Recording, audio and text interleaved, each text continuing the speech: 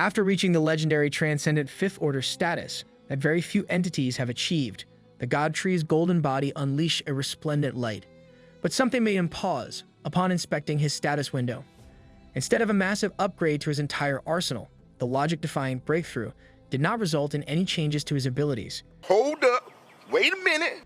In the past, breaking through to the next level would give him a massive upgrade in innate talent or skills. But this time, the universe must be playing tricks on him. He started to panic. Thankfully, the system cleared up the misunderstanding. The host will choose the final evolution direction from the fifth order onwards. Godtree calmed down after reading that. His worries were replaced by curiosity. Following his steady growth in strength, there were many paths he could take and choices he could make. Choosing the Seed of Vitality route would make him the undisputed world tree. Absolute evolution would integrate his strength with nature itself. Thunder control could make him an immortal Thunderwood. Instantaneous would open the possibility of standing strong against the river of time. He could only choose one specialization from this point forward. His eyes darted towards the innate talent he was reborn with, the Seed of Vitality that offers endless life. Thunder control wasn't really the most suitable for him. And while Instantaneous offered the overpowered ability of time control, it wasn't ideal for the current situation. He reckoned that absolute evolution was a double-edged sword, as he knew far too little about its intricacies. So, Godtree chose to take the fifth order Transcendence evolution route, to become the world tree with the Seed of Vitality. This was the innate talent he was born with, so it's only fitting that he takes it all the way. He'd been building himself up, for this path, the evolution of an undying tree. Of course, he felt terrible that he couldn't explore the alternative routes right now, but he could just unlock them with enough evolution points.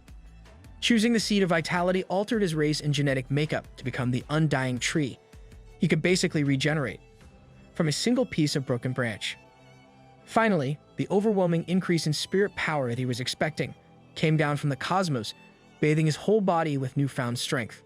Overseas, the Black Flood Dragon had been making rounds of destruction all over the planet. The transcendent soldiers that the humans couldn't even make a tiny dent in the dragon's scales. This beast had already destroyed 30 cities in succession. The 10 Nations Alliance suffered the most tremendous losses. But now, the monster had set its sights on the Huaxia Federation. The soldiers were conflicted. They knew it was impossible to be a dragon with their measly power, but retreating would essentially open human cities to annihilation. One soldier came up with a plan to somehow lead the dragon to the Misty Mountains, the territory of the mutant tree. They immediately geared up to do just that. They needed to rely on a monster to kill another monster.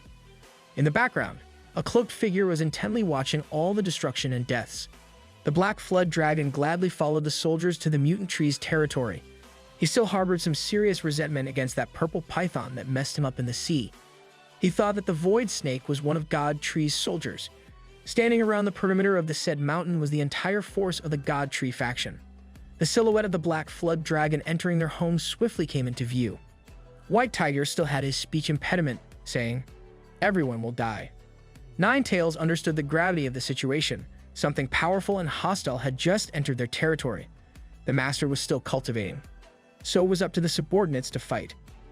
Who would have thought that the one who would step up to the plate would be the Emperor Alligator? He proudly stepped forward and swore to lock down this region on behalf of his boss.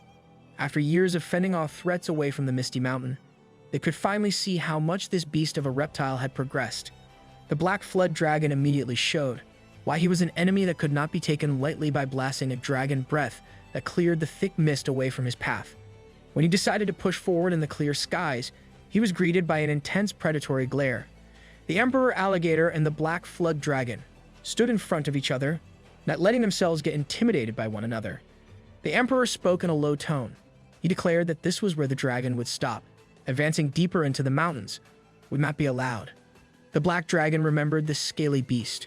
3 years ago, the Emperor killed the Sea Tribe's prophet. Finally, this bad blood could be settled. Both parties already knew that this confrontation would lead to a fight one way or another. The Black Flood Dragon, with his superior speed, started the fight by restricting the Emperor's movements with a coil constriction. Once held in place, the dragon began amassing a terrifying amount of spirit power in his dragon's breath. The Emperor wouldn't get one-shotted like that, though. He transformed into his rock dragon mode, breaking free from the constriction as his body increased in temperature. He grabbed the dragon's body with enough grip strength that it looked like he was about to tear it apart. Since the intruder kept on flexing with his dragon's breath, the Emperor decided to do the same. And so, the two draconic beasts were locked in a stalemate, while they were priming destructive attacks to throw at each other at point-blank range. When they unleashed it at the same time, destruction ensued. Everything within the vicinity must have melted out of existence. The explosion, as big and destructive as it was, did not even put a dent in the Emperor's rock dragon mode. But the Black Flood Dragon did not suffer any injury either. It was a draw.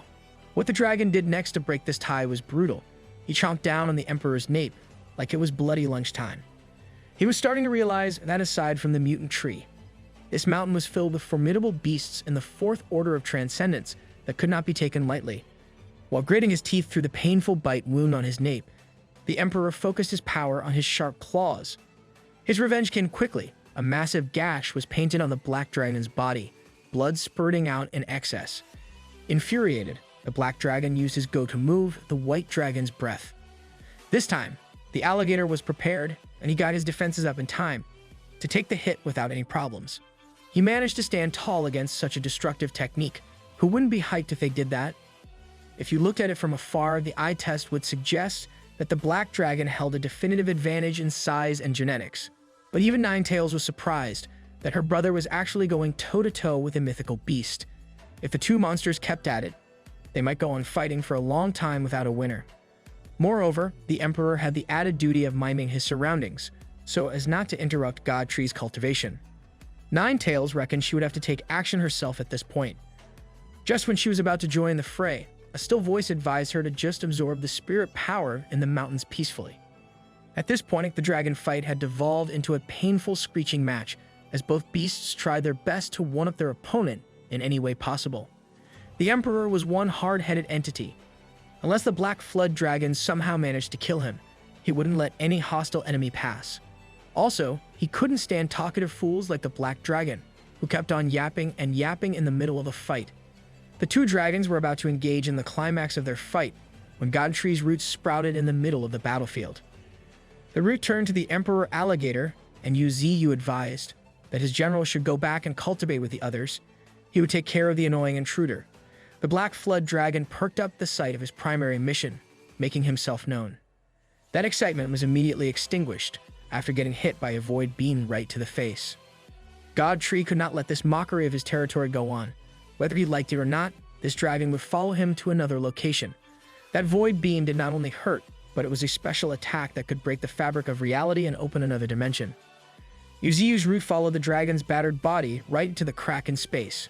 With that, it seemed as though peace had been restored in the Misty Mountain, as everyone got back to focusing on breaking through their limits together. Inside the cracked dimension was nothingness that stretched out infinitely, the Void Realm. Seeing the Void Root transforming into its Void Snake form, the Black Dragon was taken aback for a second. It only occurred to him now that the Void Snake that humiliated him before was just one of God Tree's limbs. No wonder there were so many similarities. Yu Ziyu started interrogating the beast and asking if darkness had already awakened. The Black Dragon felt insulted that he was even under interrogation. He came here to fight. Losing his chance to evolve into a true dragon was a stain that he wouldn't be able to wash off. That's why the hatred he had for God Tree was immeasurable. Without saying another word, the dragon's entire body lit up with a mysterious power. This fool was going 100% right off the bat and burning his own soul for more power. His heart was filled with so much hate that he was willing to pay the ultimate price just to get a shot at killing God Tree. The Black Dragon was a realistic thinker. He knew that to bring down a god, you must bring him and yourself together back into the endless karmic flame. But the God Tree Void Snake was not fazed at all. He just apologized and refused to join the dragon in this suicide mission. The power of a dragon burning up his own soul to unlock untold potential was actually starting to shatter the Void Realm. To make matters worse, the dragon started priming his signature move. Only this time, it was 3 spheres of pure power instead of just 1. Yu Ziyu was not dumb. He wasn't going to let his opponent get a powerful attack off while he twiddled his thumbs. He brought down the wrath of a deity in the form of a claw, pinning down the beast's body into the void. The mythical monster was finally getting a taste of the all-encompassing void. A weapon so powerful, it seemed impossible. Void Snake looked the dragon directly in the eye.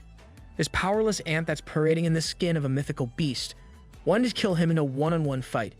The gap in their power was so vast that even the dragon himself failed to see where he stood on the scale. Coiling his body around the beast, Yu Ziyu wanted to impart some words to be passed on to darkness. Looking at the dragon's ugly face, he immediately changed his mind. Instead of releasing the beast back with a message, this mythical monster could just become another commodity for his evolution. The dragon laughed like a madman. Even after being beaten horrendously, the beast still had faith that his king, the darkness, would trample over God Tree one day. Tired of all the nonsense that this worm was spouting, Yu Ziyu tightened his coil and crushed the flesh and bone in the dragon's body. You're a victim! It was like squeezing fresh orange juice in the morning. It's perfect if you happen to like drinking dragon blood for breakfast. With the enemy dealt with, Yu Ziyu called out for his soul soldier residing in the void realm, Zilian, the mantis. As soon as he made the call, a sharp aura came darting through the emptiness at ridiculous speeds. Zilian had undergone quite a transformation after staying in this realm. His body had adapted to the harshness of the void, making him an efficient hunting and killing machine. Today, he was getting quite an impressive treat, the entire body of a black flood dragon to feast on. It would undoubtedly be of great help to him. Zilian did not waste a single second and started munching on his hearty meal. God Tree watched from the sidelines.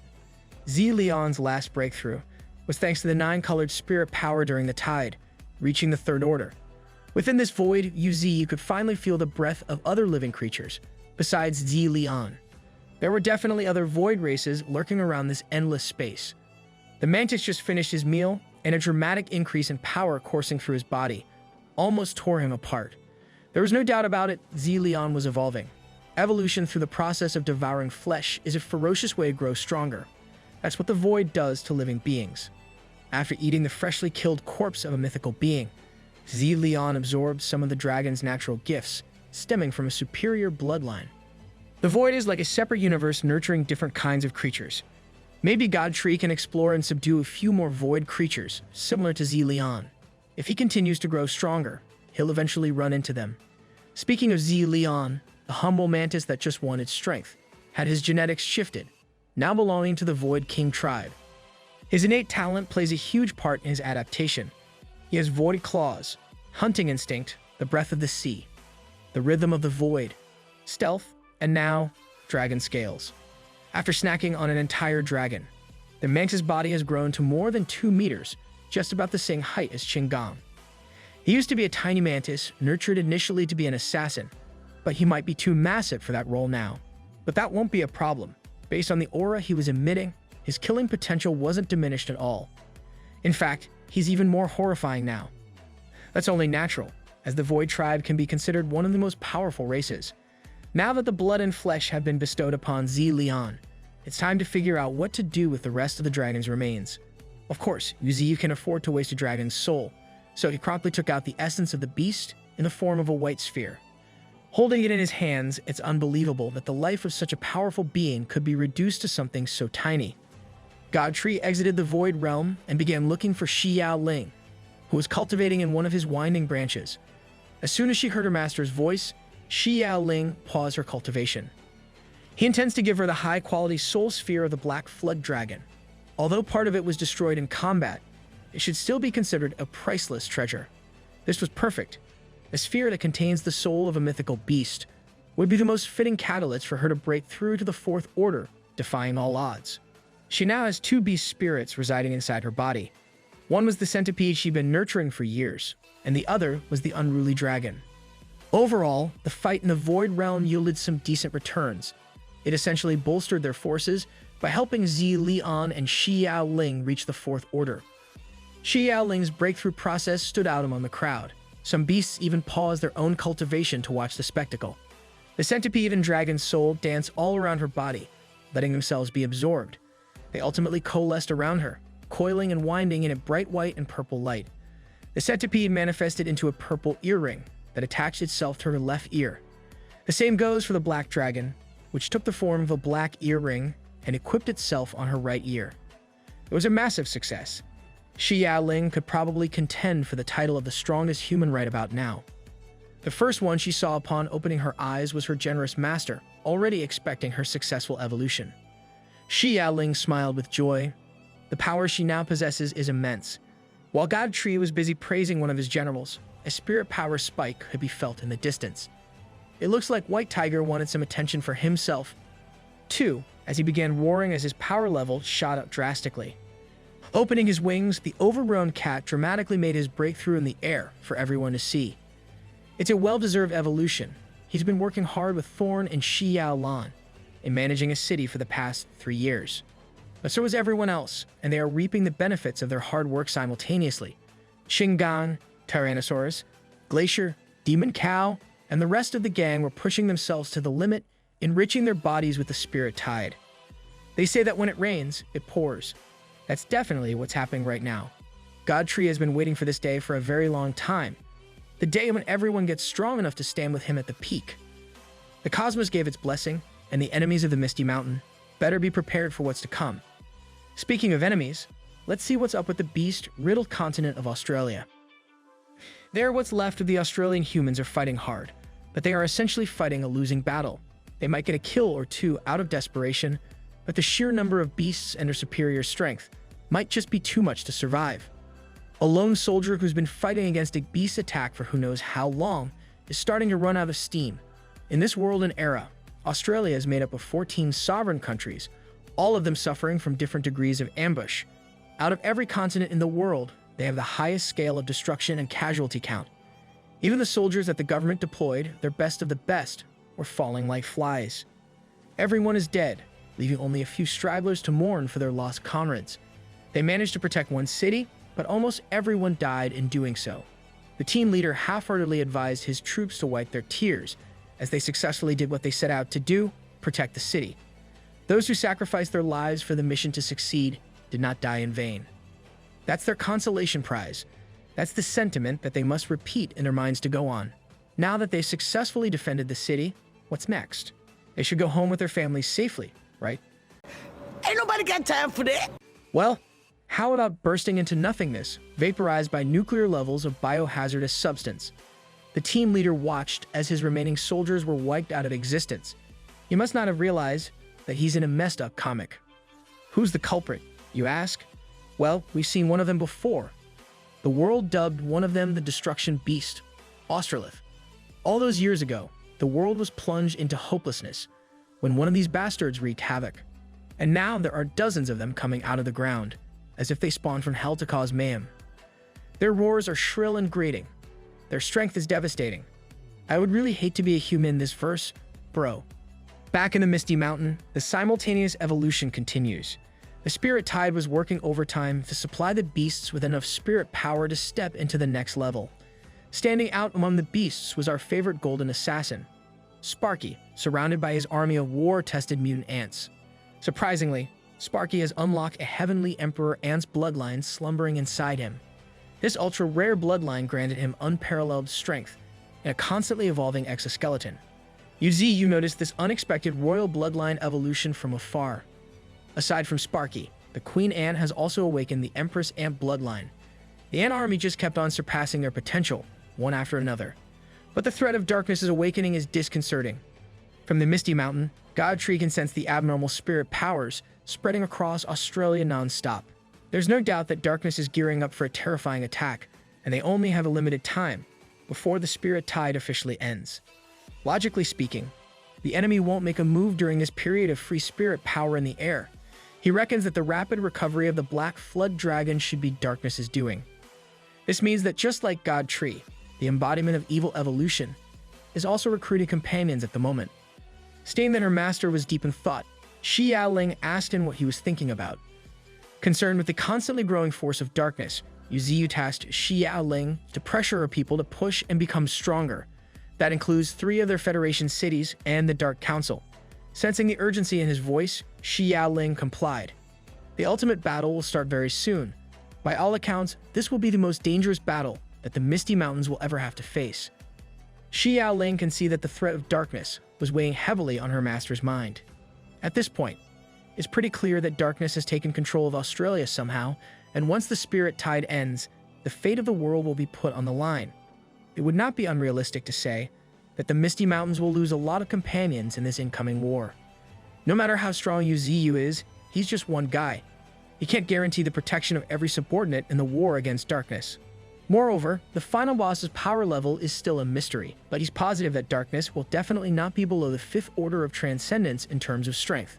So this time, he might need to step out of the conventional playbook and strike first. Misty Mountains has to take the initiative before the enemies have the chance to react and formulate a plan. A first attack that cannot be defended against. While everyone else was busting their asses, trying to absorb as much spirit power in the air as possible, the little panda was taking a peaceful nap.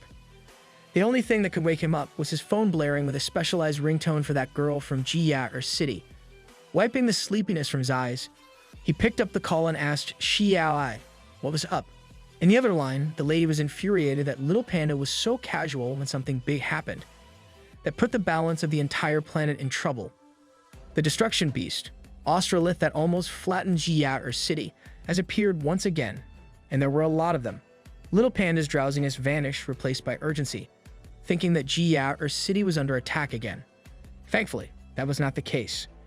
Jiya City was not under attack because those destructive beasts had set their sights on the entire planet. Egypt was experiencing unprecedented decimation. They didn't even know how to deal with those seemingly immortal beasts. Brazil was not spared either.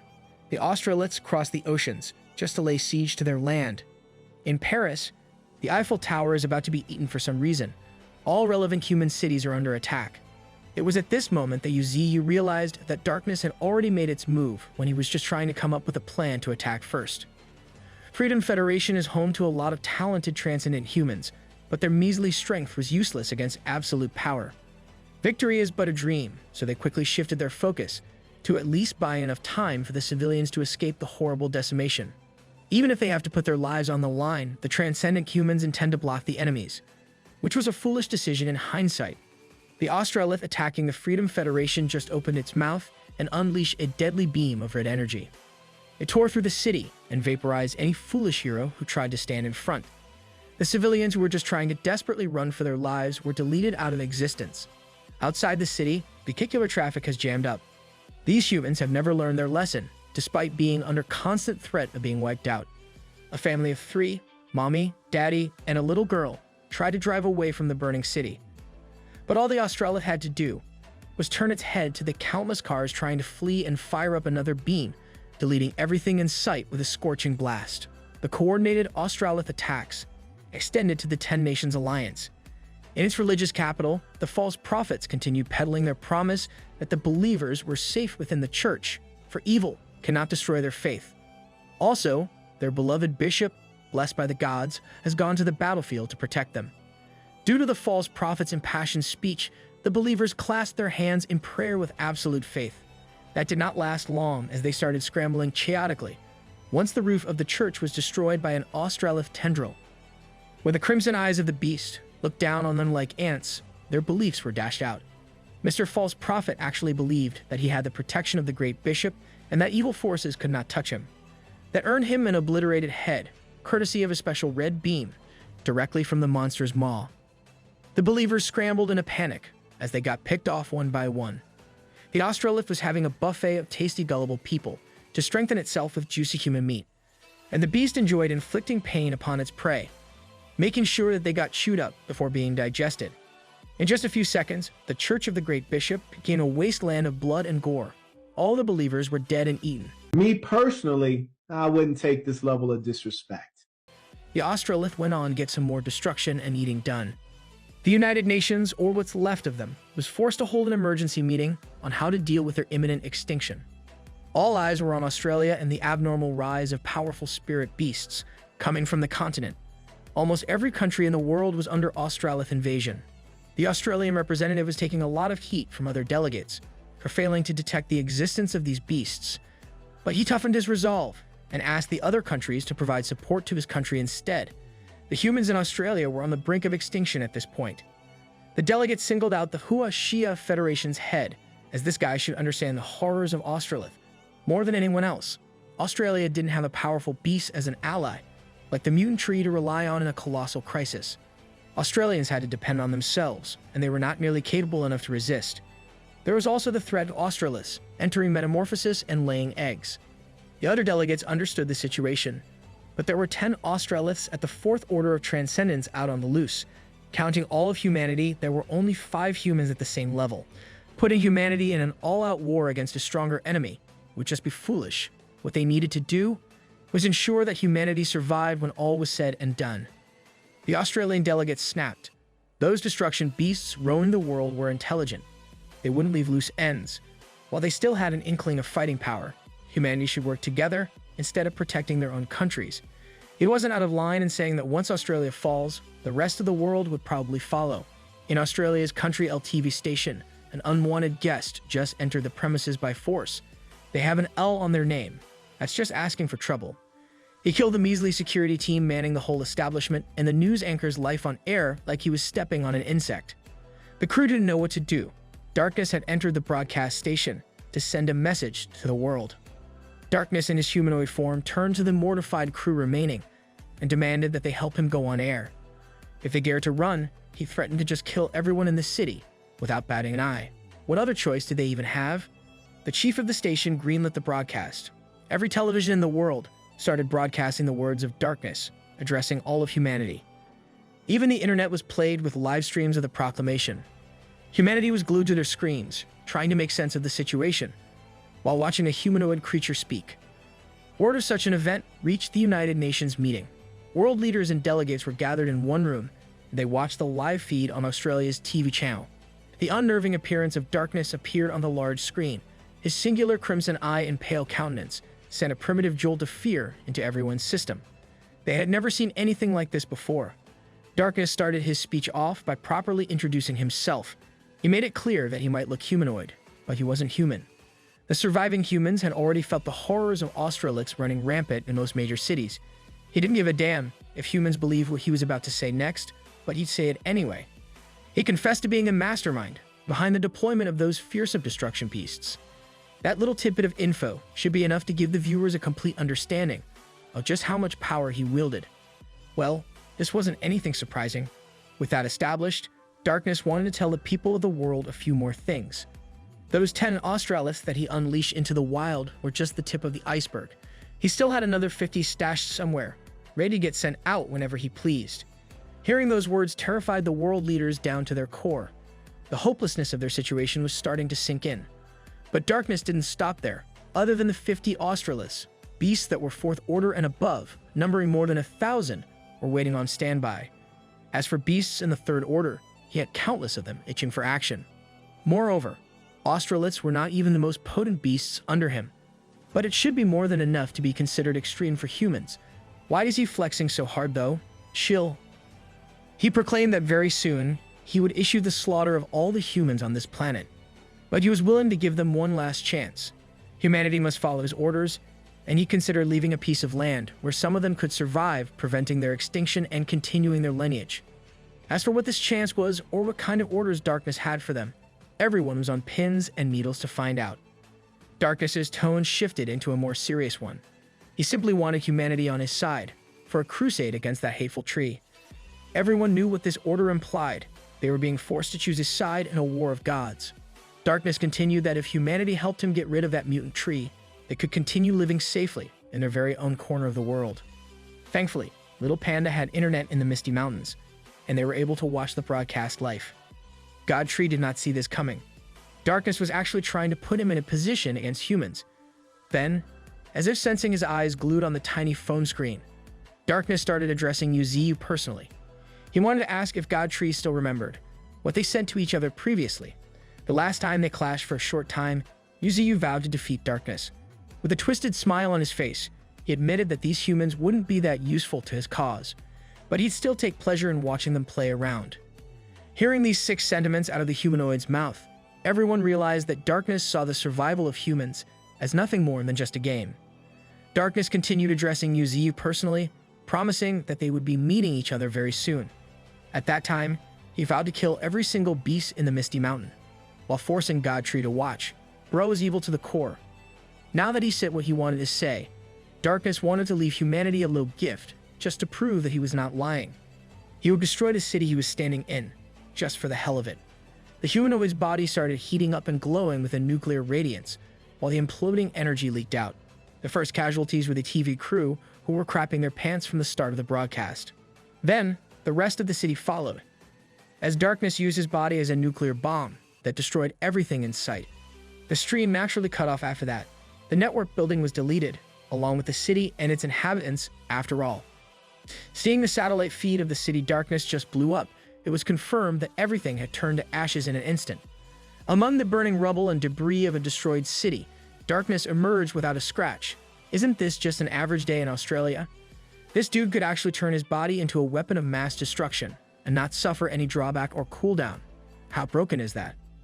After the literal nuclear explosion, the United Nations meeting fell into a chaotic uproar, with country representatives scrambling to establish a plan of action.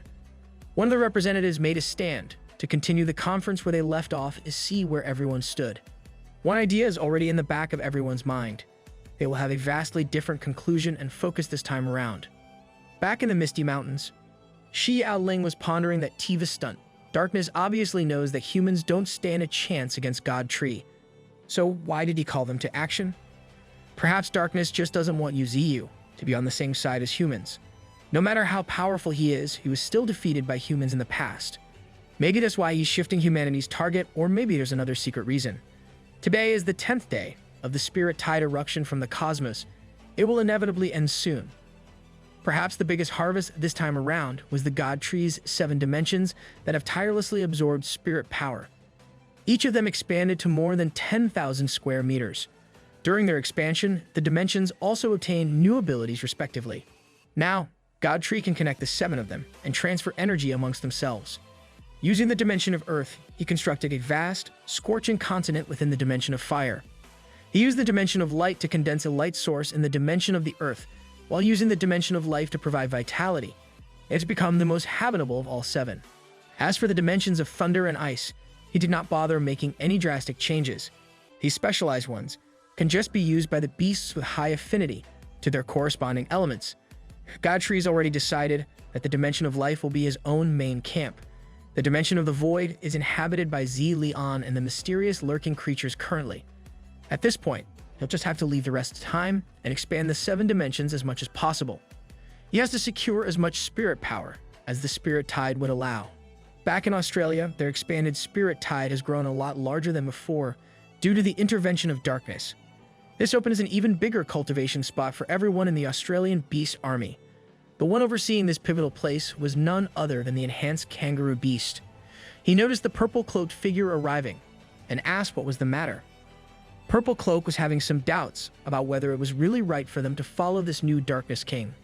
To that guy, they are nothing but handy weapons to be used and abused. For Kangaroo, that does not matter at this point. This guy got jacked and became so power-hungry that he would take any maltreatment as long as he could get more power. He doesn't care who the king they're serving anymore.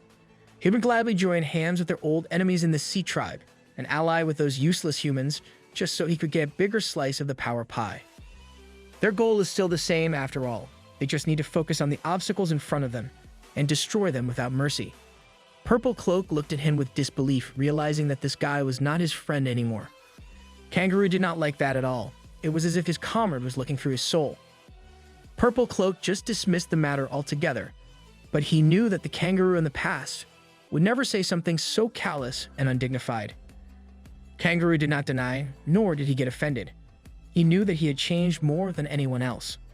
The Darkness King stood at the forefront of the dimensional tier, letting out endless amounts of spirit energy. When he opened his mortifying crimson eyes, he proclaimed that the spirit tide would end in just another week. At that time, it didn't matter what the outcome between humanity and the mutant tree charade was. The Australian coalition will only have one mission: eliminate everything, until they are the only ones who remain standing at the end.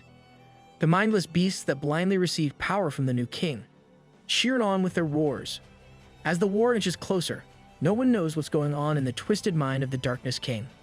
Up in the majestic realm of the Celestial Mountain, the white jade elephant walked with a serious expression on his face. He was seeking an audience with some mysterious beings standing on their pedestals to inform them of what was happening down on the surface, that darkness has awakened once again. That should be their signal to set off and prepare a few things for the upcoming war. In the ocean depths, Misty Mountain's aquatic unit, which consisted of the Hydra and the killer whale, was also hard at work. Today, they were heading for a mysterious ancient gate situated in the middle of nowhere. Upon opening this ancient gate, they were greeted by a blinding glare of endless light. The killer whale tried his hardest to peer through the blinding gate and saw something that shocked him. I don't really know what it is, but it's bathed with a golden hue. Back in the United Nations meeting, some factions refused to cooperate with darkness, as it's unacceptable to throw their forces on the mutant tree, when their projected losses would be 90% of the human population. From humanity's standpoint, no matter what they choose, they're screwed. The difference in their collective strength compared to God Tree or that darkness guy can't be explained with just numbers and data.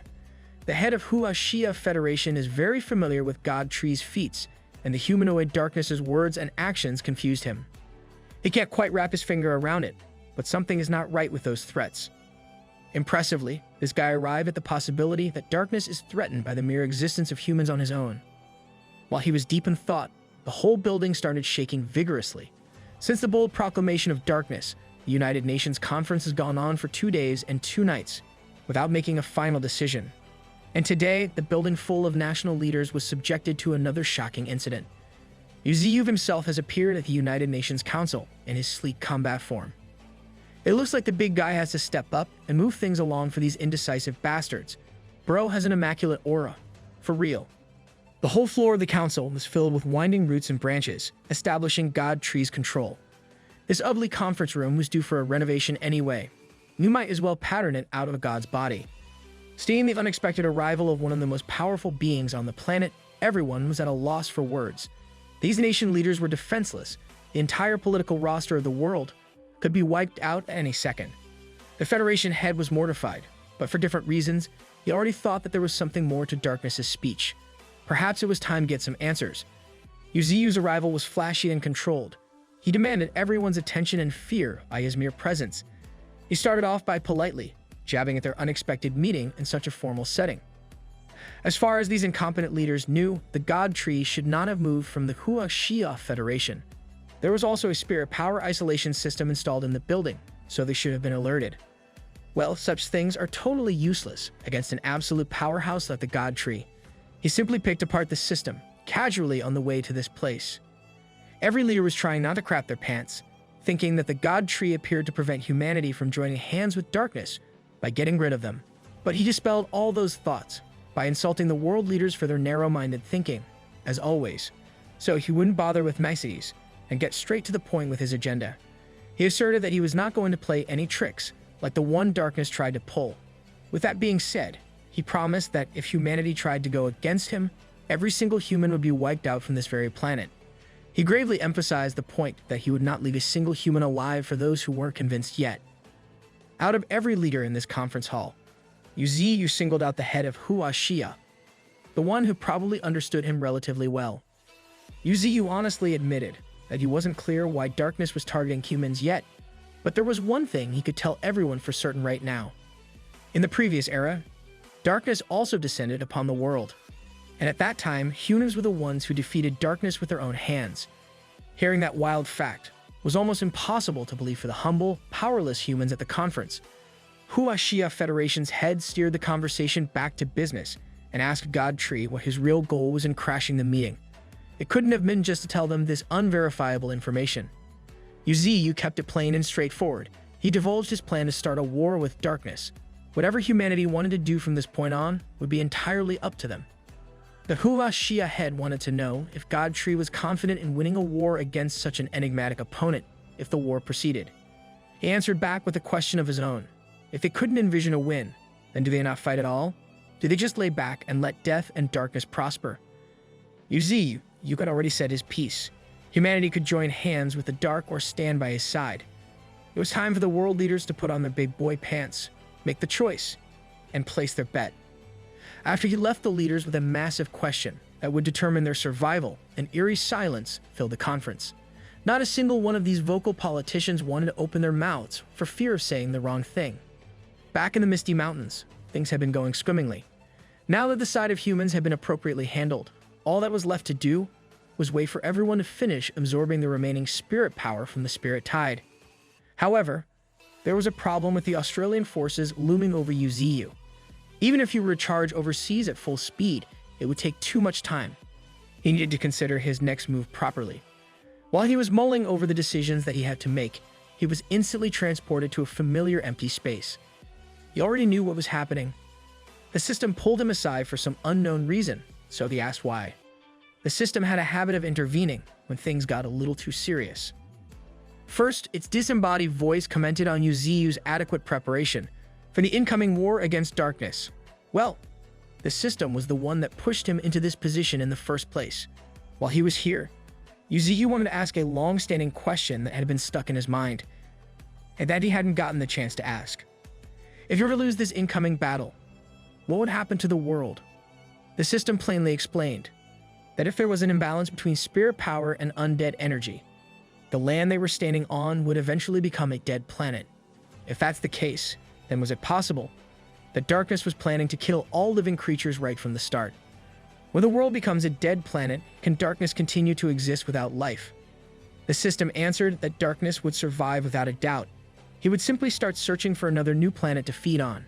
A long time ago, the planet Mars was destroyed because of darkness. Yu Ziyu was surprised to hear that ancient knowledge. Enough of the hypothetical losing situation. What would happen if you won? The system was quick with its answer. If Yu Ziyu pulled through, spirit power would disappear from the world, and he would turn back into a normal tree. What? What the f? Doesn't that mean death? If he was going to die no matter what the outcome would be, then what was the point of fighting in the first place? The system had already warned him before that you would lose everything in this journey. Perhaps this was what it meant. Suddenly, the talkative message board was speechless. Infuriated and frustrated, Yu Ziyu glared at the visage of the system and asked who exactly was behind that board. The system did not shut his question down outrightly. It just promised that when the time came, the truth would come out. But that was just a non-answer. If he would get the truth when the time came, then when was the right time? Angry, clueless, and hungry for answers, Yu Ziyu threatened the system to stop talking nonsense. He wasn't even sure if he would still be alive when that freaking time came. The system backpedaled a little bit and told Yu Ziyu that there was a chance to find out what he wanted, but the window was brief. Frustrated by all this cryptic messaging, he started yelling and demanding to know what this chance was. The system simply could not tell him for an unknown reason, adding that everything would depend on Yu Ziyu. If he was brought to this isolated space to hear a whole bunch of nothing, then why in the world was he even called here in the first place? It just pissed him off even more. I would be, too. The entity behind this system must be sick in the head, right? Yu Ziyu's tantrum was cut short when he was transported back to the real world. The spirit tide was still raining down blessings, and his 7 dimensions were still expanding. That trip to the unknown dimension just muddied everything up in his mind, except for his bad ending. No matter what happened, every time the system spoke, it spoke in riddles. It was a bastard move, not gonna lie. But Yu Ziyu was not the type to give up so easily. Since the system refused to tell him anything substantial, he would just find the answer by himself. While the boss was fuming in the mountains, the Flame Empress had flown back to her territory to call a critical meeting with her army, made up entirely of genetic freaks, the Dark Council. Just look at the devious smile of her vampire butler and the glares of her human-beast hybrid soldiers. You already know they mean business. Now that everyone is here, they can finally discuss their plan of action for the upcoming war. Transited Johnny Sins, also known as Baldy Benson, the guy under the Misty Mountain contract, is also back, and he's stronger than ever. This time, he called on the soldiers of his very own sovereign state, requesting those in the Transcendent Third Order or above to join the upcoming battle. The rest of the new scrubs in his battalion will be in charge of preparing and defending the city from unforeseen attacks. Looking at the unyielding eyes of his men, it seems like Baldy Benson has cultivated a lot of respect in his home ground. Gold Mask and the Iron Knights have teamed up to form a coalition of an ultimate attack force. Gold Mask gave an impassioned speech about all the times they put their lives on the line to protect the greater good. In the coming days, they will be doing the exact same thing and risking their lives to protect humanity. It will be challenging, and many will undoubtedly die, but at least it's a joint operation this time around. These human soldiers are so committed to protecting their kind, and that's admirable, but let's be honest, they're just ants in the eyes of the actual players. There's also this new group wearing Templar armaments, led by a very intense dude wielding a great sword. They think that the battle this time is all for honor. Dude, humans are about to be extinct. What are you yapping about?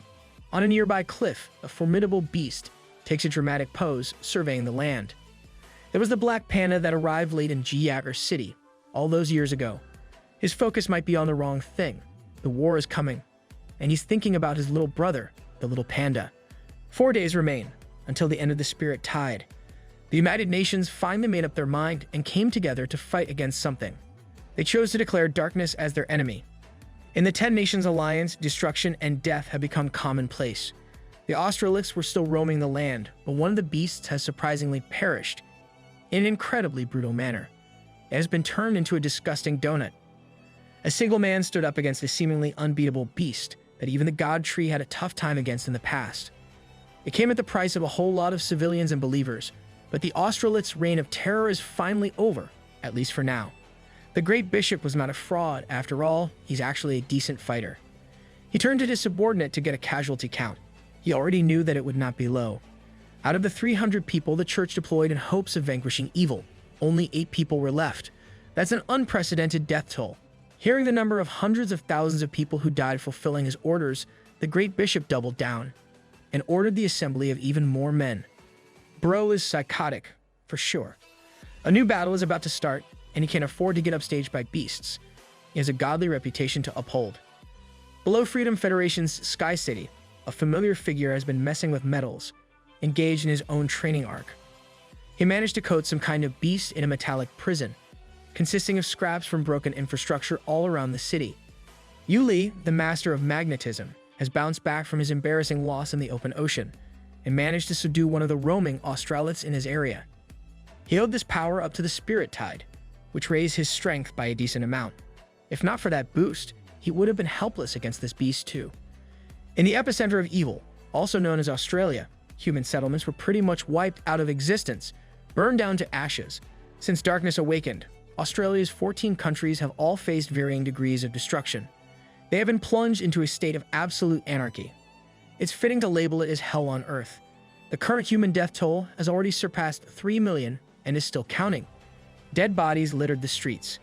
Those who have luckily survived had to unluckily try their hardest to evade getting eaten by the rampaging hungry beasts. But the story always ends up with the monsters making dinner out of fleeing humans. Nearly all hope has been lost. Still, some militant groups equipped with useless firearms are trying their hardest to resist the incoming beast tide, trying to rip them to shreds. Unfortunately, their fates always lead to being just another meal for ruthless monsters. Some resist until the end, letting go of their lives just to get another fire of heavy artillery in hopes of doing some semblance of damage. Based on the latent destruction that explosive shells provide, it might seem that the resistance is making some dent in the enemy's numbers. They can eliminate some of the smaller and lower-level beasts. It relieves some pressure for everyone at least. As the armed forces number dwindles, the belly of the beasts gets fuller. At this point, they've probably accepted the fact that death is imminent, so they might as well go out with guns blazing. They were so focused on the land beasts trying to encroach on human soil that they failed to notice the aerial beasts swooping down from the skies. The bird beasts let out a shrill screech as they started picking off snacks from the ground. Just like the beasts walking on 4 limbs, the birds that dominated the skies were brutal with their methods. These overgrown chickens like going straight for the head, biting down hard and tearing bodies in half. As the final line of defense, the tanks lined up near the city and pointed their high-caliber tank guns in the air. It worked. The birds were too busy snacking on human flesh, only to get blasted with some heavy artillery in the face. Overall, Australia has become a zone of death for small-time beasts and puny humans alike. The once prosperous state has been plunged into absolute mayhem. Some of the survivors were lucky enough to evacuate on time, hiding themselves in underground bunkers for safety. But the unnerving silence outside the evacuation area is slowly breaking everyone down mentally. They wonder if the beasts have been cleared or if they could safely step out. Little did they know they were asking the wrong questions. The reinforced bunker gates started thumping and flexing. Everyone turned their attention to the sound, fearing the worst possible scenario. The thick bunker gate was forced open with sheer force. It was like it was ripped out of the concrete it was securely attached to. No one dared to make a sound. The survivors chose this bunker for its airtight security. Who would have thought that a single intrusion would make it their inescapable grave? The beasts that found the hiding spot looked like they were up to no good, as if they hadn't eaten in a while. In another air raid shelter, the situation was a little better than in the previous bunker. Here, the survivors are on lockdown without any phone signal coming in, as the network towers in the city above were destroyed long ago. Food will run out soon, so they need a plan. there's a growing sentiment among the civilians that this predicament was also the incompetent government's fault for being useless in a crisis. Suddenly, one of the evacuees happens to catch a signal to get some updates from the outside world, but he didn't like what he saw at all. Today marks the 5th year of the spirit power recovery era. Today was the day that a massive country was completely and utterly destroyed by beasts. There are only 13 remaining states in Australia, and that number can still go down at any moment. The entire continent has become a battlefield, with humans failing to defend themselves time and time again. Rescue operations are out of the question. What remained of the military forces strongly urged the survivors to take defensive measures and prepare food reserves in any way they could. But those advisories are just meaningless empty words. In the end, the Australians were left with nothing but despair. Australians be like, and I've decided that I want to die. At that moment, something big was happening in one of the surviving Australian states. War-tested veterans have lined up to be deployed on the harshest mission they have ever been on once again. Everyone has been fighting on the front lines non-stop for the past few days. Many have lost friends and loved ones. The commander of the task force himself had lost his son and daughter in the fight against the Australith. That's why those who are still trying to survive need them. There are many cities where citizens have been trapped and are awaiting rescue. From now on, all the missions will be one-way trips. Everyone has to be willing to give up their life for certain in the upcoming grueling missions. The forces answered affirmatively in unison. They may not be the strongest force out there, but they certainly have the passion to save those who need it. Attack helicopters were loaded with the military forces and immediately departed for their drop zone. Back in the Misty Mountains, the spirit tide crack in the space was starting to wind down with the spirit power rain. It slowly shrunk in place until the radiant crack in space was barely visible at all. Godtree watched as the bountiful gift of the spirit tide got thinner in real time. By his estimates, there's only 1 day left until it officially closes. The closing of the tide will be the global call to the final war. And now that war is coming, it's time for Yu Ziyu to uproot his main body and make some moves. Back in Australia, another bunker is under threat from beasts that have found their way to the shelter's doorstep based on smell. They trust that the gate is sturdy enough to protect them, so all they have to do is stay put, and the beasts won't be able to penetrate. But the hippo beasts look extra hungry and ferocious today. The sounds of their heavy footsteps filled the bunker with uneasiness and fear. They wanted to believe that the reinforced gate would hold up, but that belief is starting to get thinner now. Then, the thing that they feared the most happened. The security gates that were supposed to keep them from harm's way started shattering under extreme pressure. Some evacuees had a bigger resolve to live than others. They had kids in there. Man. And if you were a kid in an underground shelter that's about to get infiltrated by hungry hippos, wouldn't you freak out too? Using their entire body weight, these beasts were determined to bash through that pesky hard door and get to the meat inside. Seeing that the gate was about to give in, some survivors finally gave the call to get the hell out and quickly make their escape through the other gate. That turned out to be the only move, as the gate finally collapsed under the hippos ramming, letting in several hippo beasts to go crazy. They didn't care where they stepped. They would nonchalantly shatter a man's skull if it meant they could get to the copious amounts of human meat. After entering the security bunker, the carnage immediately commenced. Blood and gore filled the room as the hippos conducted an all-you-can-eat buffet. Those who escaped the initial feast ran for their lives, pushing each other in a panic, eager to reach the other gate. A father carrying his daughter had a grim expression on his face. He couldn't let his little girl die in a place like this, eaten by beasts like those. But the hopeless situation continued. They couldn't catch a break. Some sharp-fanged beasts were waiting on the other side. The prey thought they were running for safety, but they were running straight to the predator's jaws instead. Congratulations, you played yourself.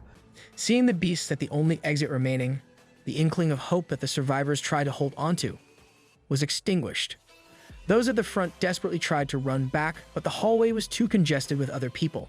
The people running away and the people running in were now stuck together. Everyone was going to die while being trapped in a miserable, crowded hallway. Vicious beasts had flanked both the front and the back. It was a hopeless situation with no wiggle room at all.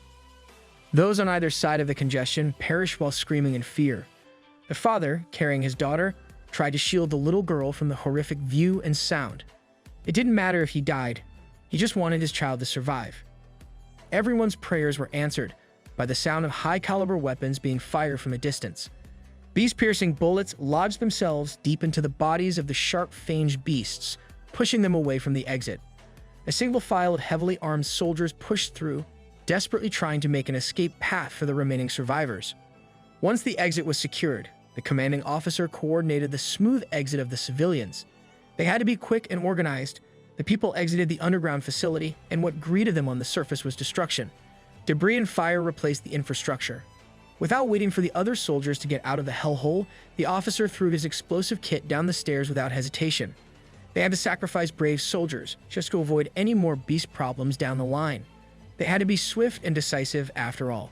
In the air, a rescue plane was already preparing to land and scoop up the eager survivors. Seeing that plane must have been like seeing God in the flesh. One moment, they were on the brink of being brutally eaten by beasts. The next, they were about to take to the skies. The military officers coordinated the boarding of the plane, trying to cram in as many people as possible. However, less than half of the civilians were allowed to board the aircraft. It had already reached its limit, and taking any more people wouldn't have been possible, or they would have risked crashing the plane. The people panicked and demanded to know just when the next plane would come to rescue the rest of them. The officer didn't mince words and just apologized that this plane would be the last one. Once it takes off, the military will drop spirit firebombs in the area to delay the beasts from attacking other cities. He gave it to them straight up: the people who are unable to board the last plane are going to die here. Plain and simple. The survivors went from a hopeless situation to regaining that hope, only for their hearts to get crushed once again. Children were going to die. Thankfully, the father and daughter from the bunker were two of the few lucky ones who boarded the plane. The father had already lost his wife to the chaos. He couldn't lose his little girl, too.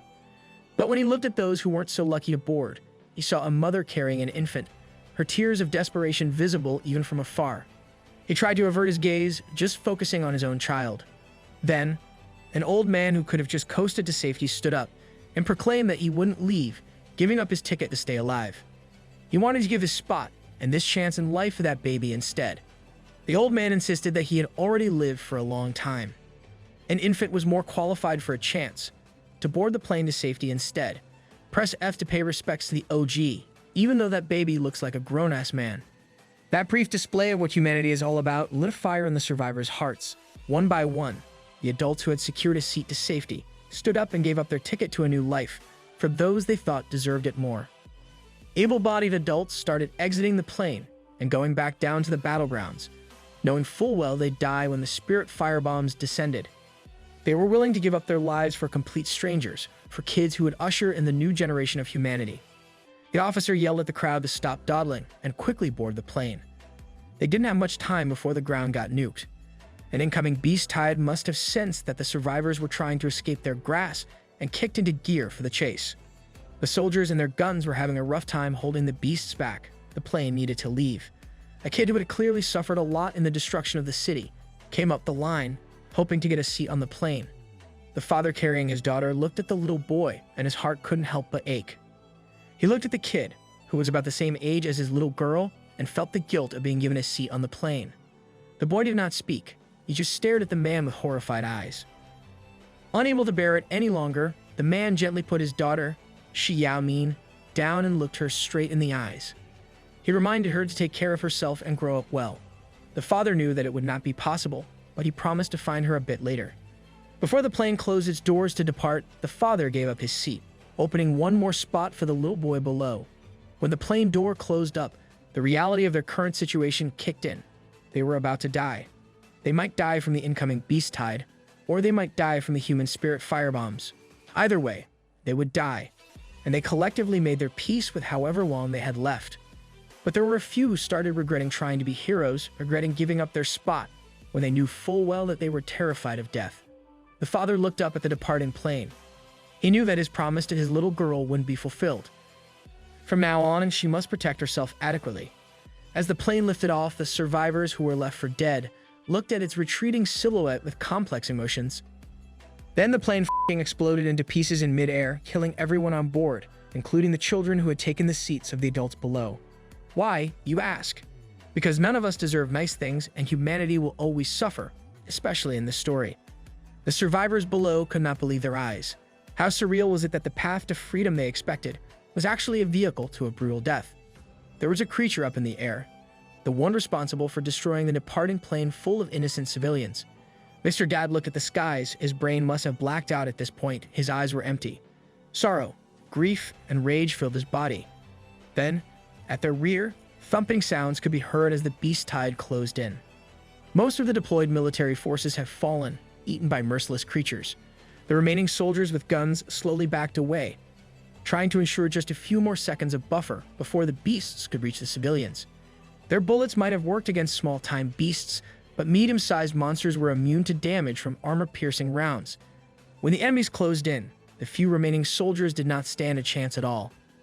Guttural roars filled the air as yet another round of running for their lives commenced. Mr. Dad hurriedly grabbed some metal pipes from the debris on the streets. He jumped towards the nearest beast with murder in his eyes and stabbed the furry monster in the eye, spurting blood and blinding the monster. He was already dead inside anyway, so he might as well take some enemies down with him. While he was at it, even the act of stabbing a monster in the eye wasn't nearly enough to erase the pain of losing his daughter in the cursed plane.